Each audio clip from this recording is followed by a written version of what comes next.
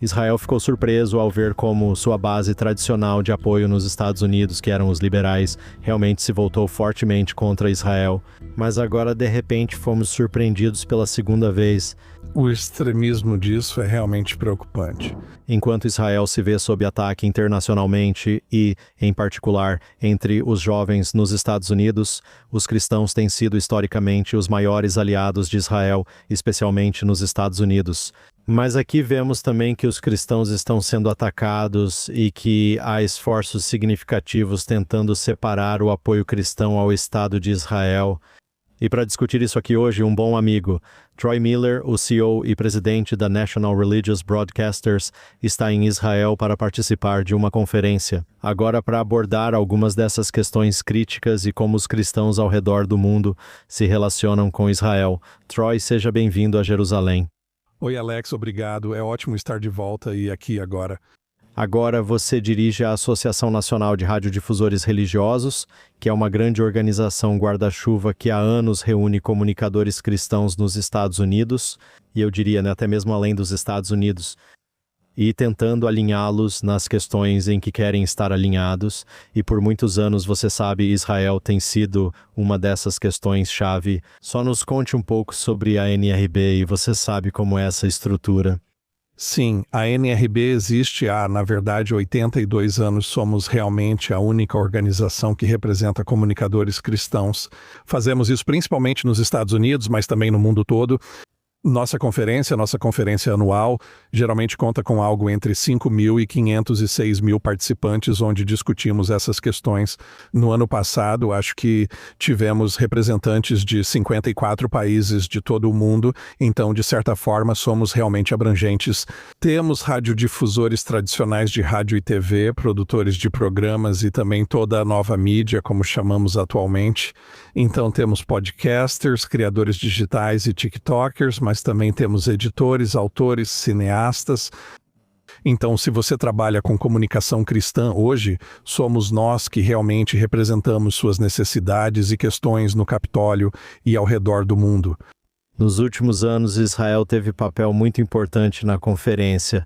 Há um grande café da manhã de oração por Israel, no qual participei de várias sessões sobre Israel. Sabe, me diga como você acha que Israel influencia as agendas dos comunicadores cristãos e talvez como você percebeu mudanças ao longo dos anos.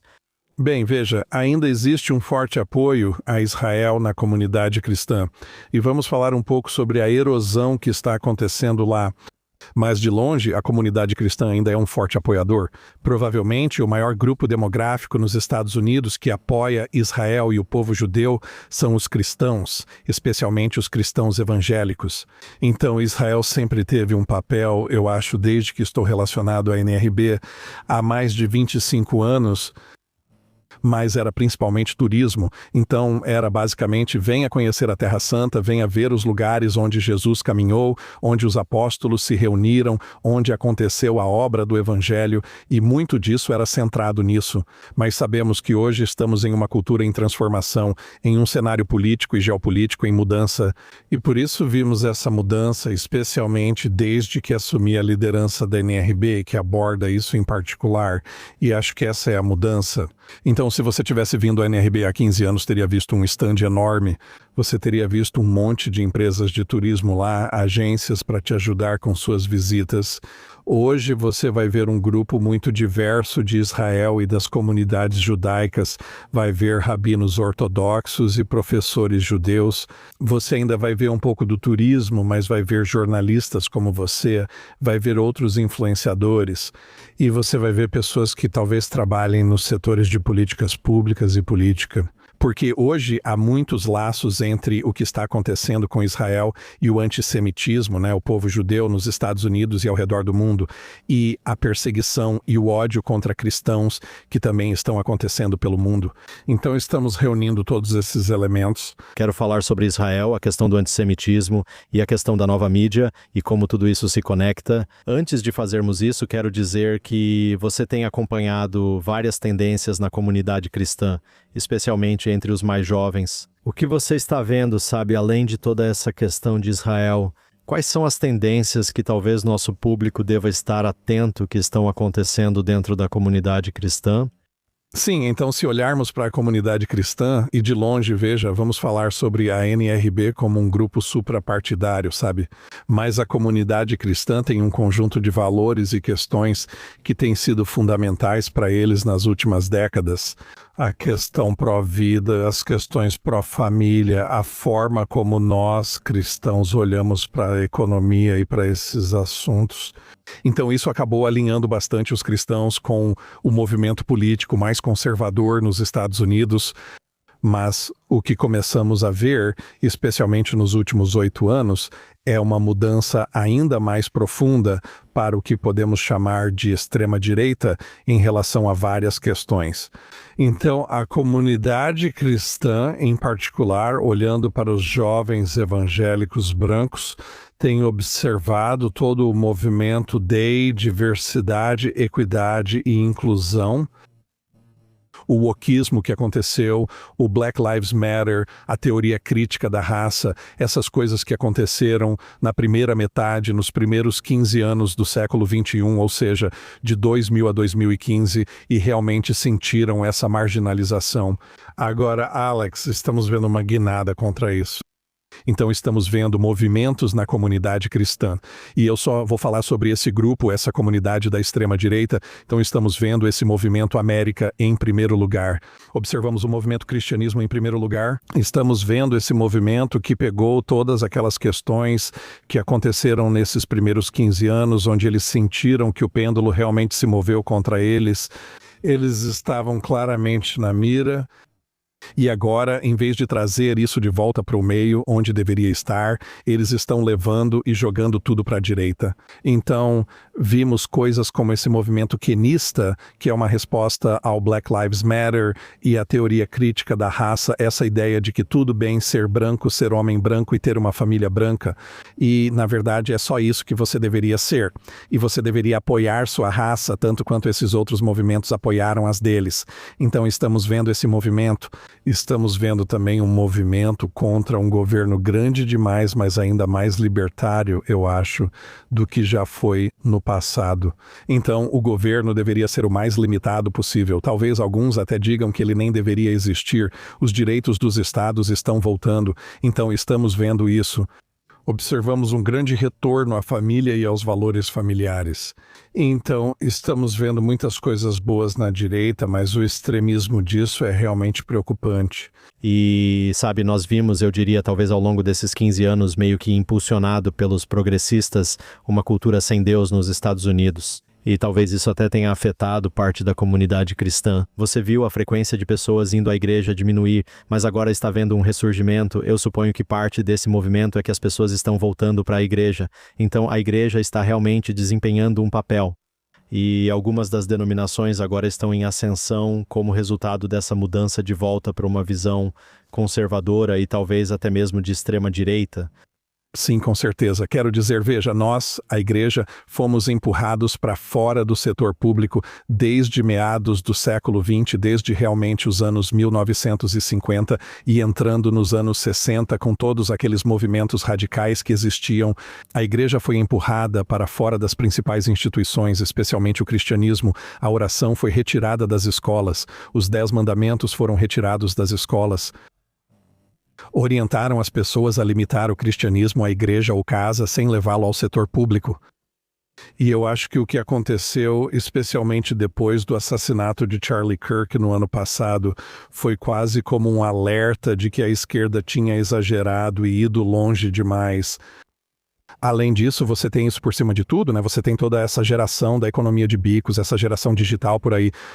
As estatísticas mostram que são os mais solitários. Eles têm altas taxas de desespero, de depressão. Eles não sabem quem são nem onde se encaixam, por isso buscam muitas respostas. Acredito que eles estão começando a encontrar essas respostas na igreja, descobrindo seu propósito e percebendo que podem fazer parte de algo. E esse cristianismo não é o que a esquerda dizia que era. não é opressor e não está tentando controlar minha vida, na verdade, está tentando direcionar minha vida. Então, vimos uma grande mudança, principalmente no último ano.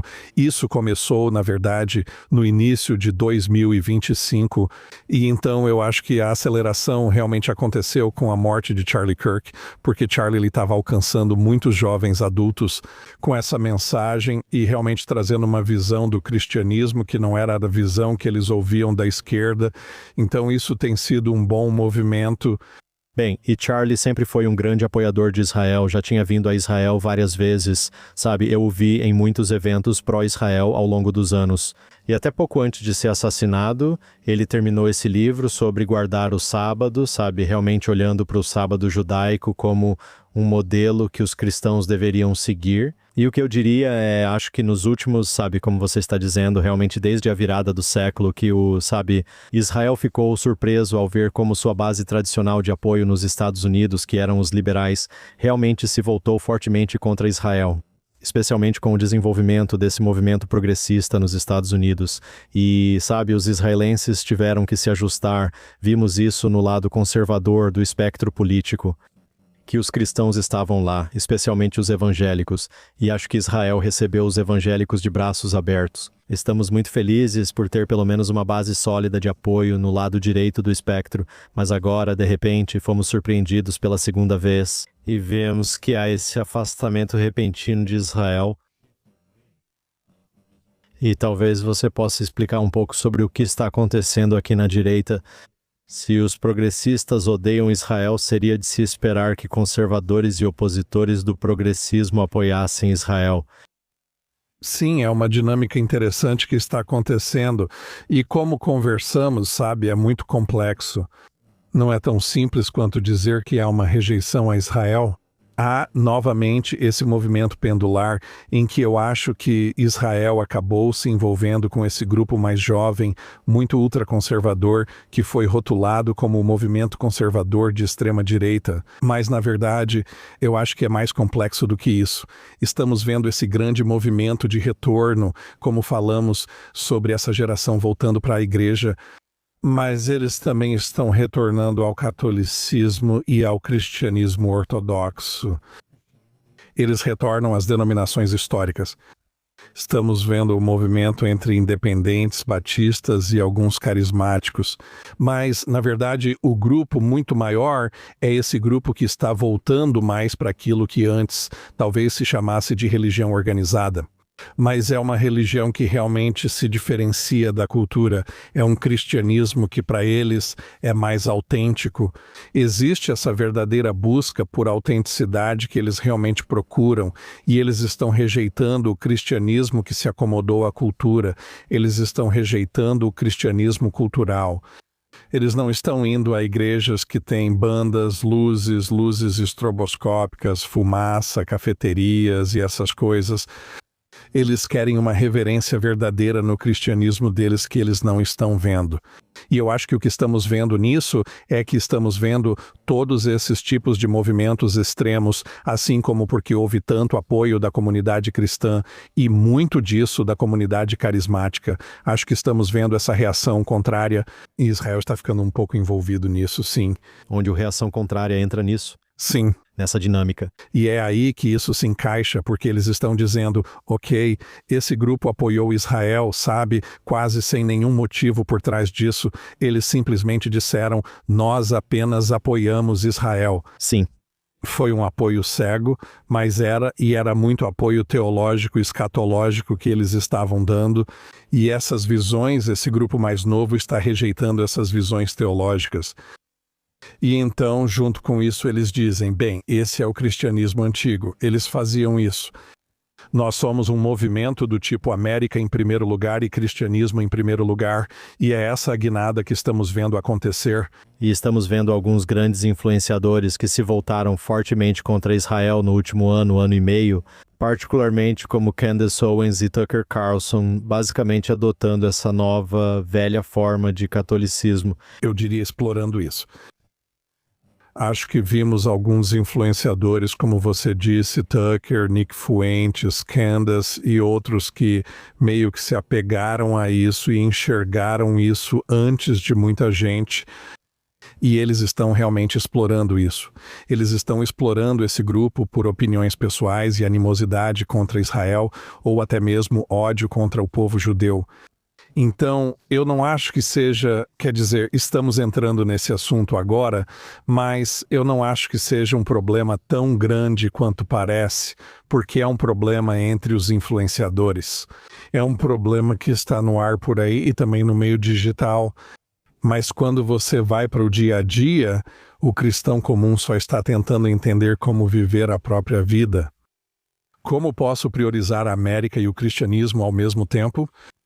Para eles, Israel parece secundário. Vou simplesmente deixar isso de lado. Então existe esse elemento religioso e teológico, mas também há o elemento político. E você tem especialmente pessoas como Tucker e Candace e outros, sabe, olhando para o que está acontecendo agora no Oriente Médio. Certamente Israel está ficando com uma má reputação internacionalmente pelo que fez para se defender do Hamas e do Hezbollah em Gaza e no Líbano. Mas agora também com os Estados Unidos voando lado a lado com Israel no Irã e a narrativa que está sendo espalhada de que a América está lutando a guerra de Israel.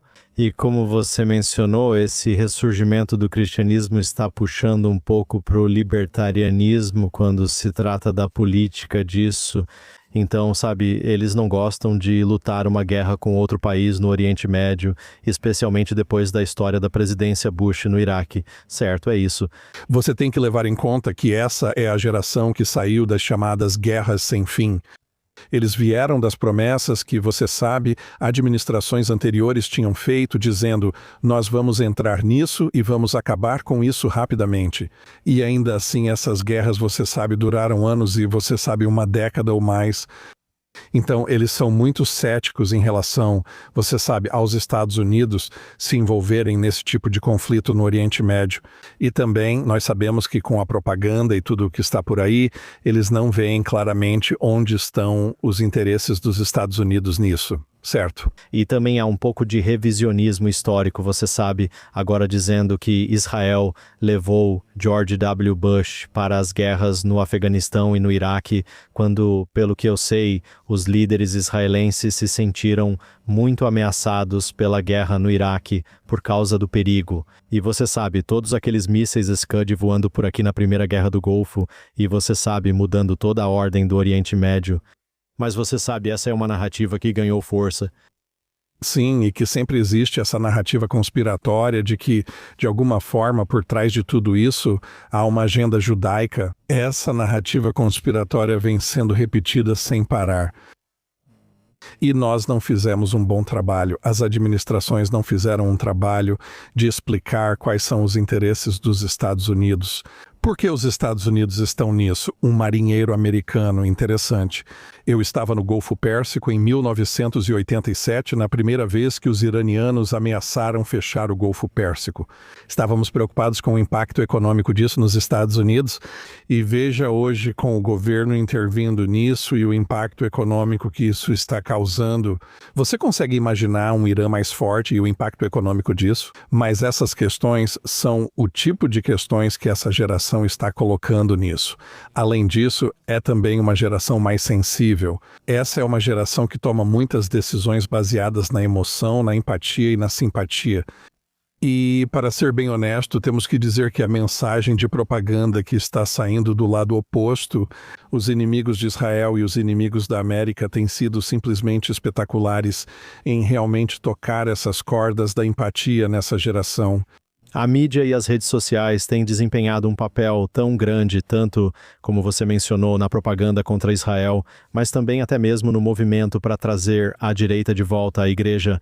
E você é o chefe da maior organização guarda-chuva. Ou seja, você está reunindo todos os tipos de comunicadores religiosos. Tanto a mídia tradicional, as emissoras de televisão, mas também agora lidando com a mudança para as novas mídias. E você está buscando exercer um papel de liderança em tudo isso e já assumiu esse papel de liderança. Sabe como você busca equilibrar esse ressurgimento? Por um lado, o que é muito bom para o cristianismo, sabe, um novo foco, mais uma vez, um redirecionamento, digamos assim, para Deus e para a igreja, o que é, sabe, muito saudável para a religião. Mas, por outro lado, esse tipo de campanha para desvincular o apoio a Israel, que tem sido uma espécie de pilar de onde a mídia cristã esteve nos últimos anos. Sim, e eu acho que alguns dos erros que foram cometidos no passado em alguns desses movimentos são, antes de tudo, você sabe, demonizá-los completamente. Isso só vai afastá-los. Uma das coisas sobre as quais estamos conversando muito com comunicadores cristãos e com pastores é como engajar essa geração. Como podemos dialogar com eles e como podemos iniciar um debate razoável? Acho que é isso que essa geração quer ouvir e que precisamos fazer. O principal, Alex, é que o que ocorre na igreja hoje é a própria igreja.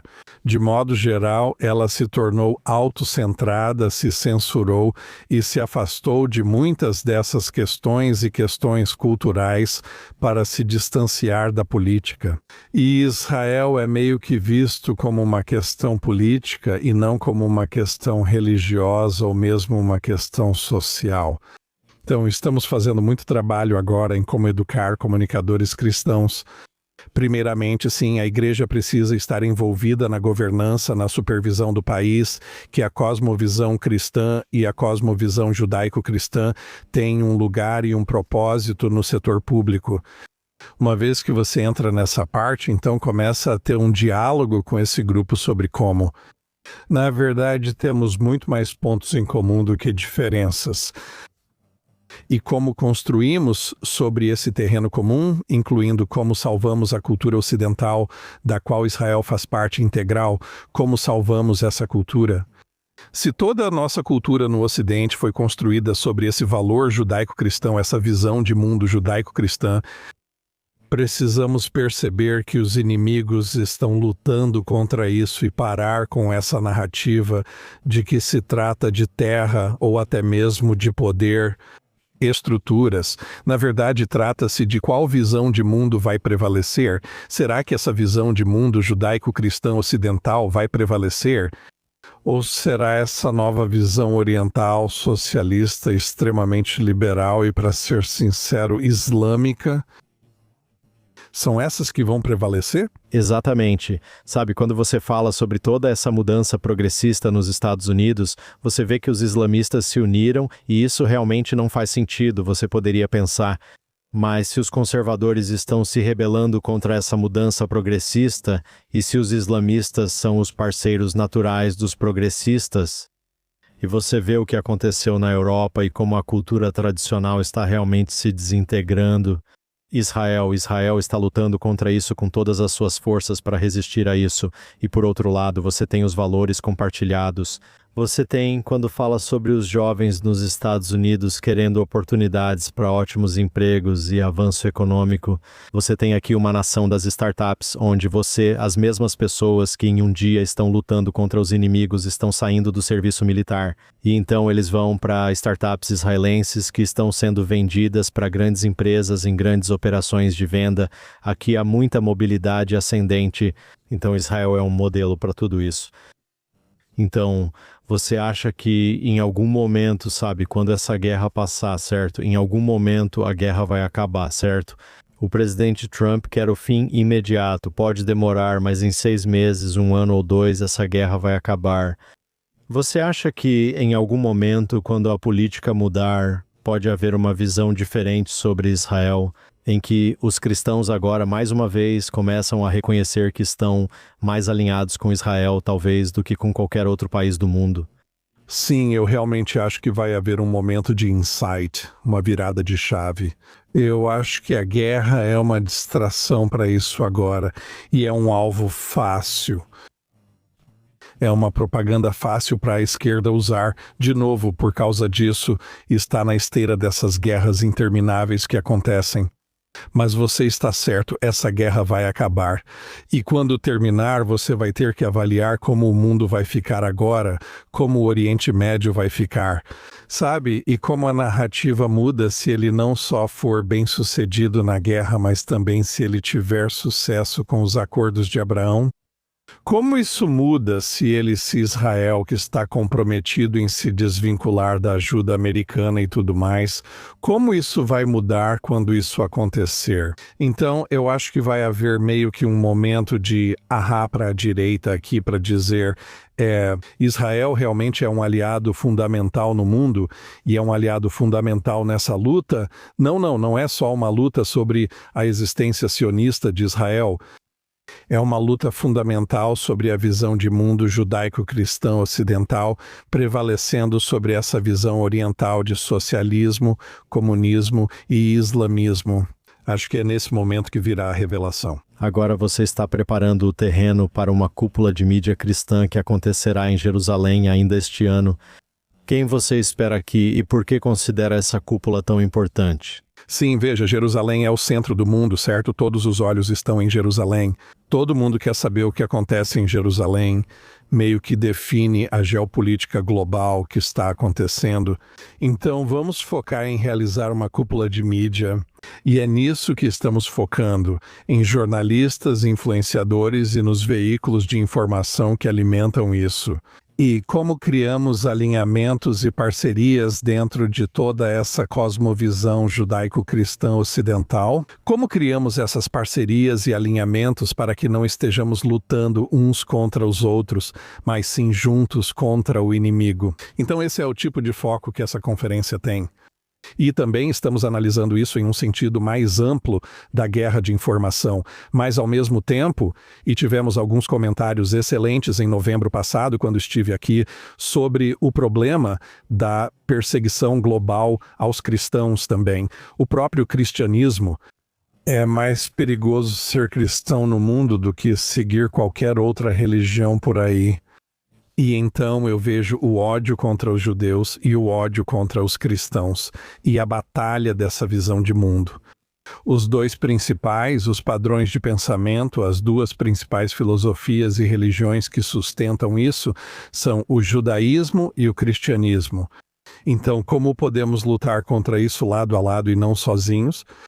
E só de olhar para você e conversar com você no estúdio antes, sabe, eu percebo que você é um otimista. Sim, eu sou um otimista, e sou otimista por vários motivos.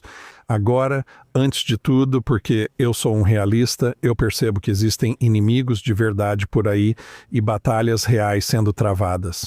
Mas eu também percebo que, como cristão, eu sirvo ao Deus do universo, que criou todas as coisas e que nos deu, tanto a comunidade judaica quanto a comunidade cristã, várias promessas.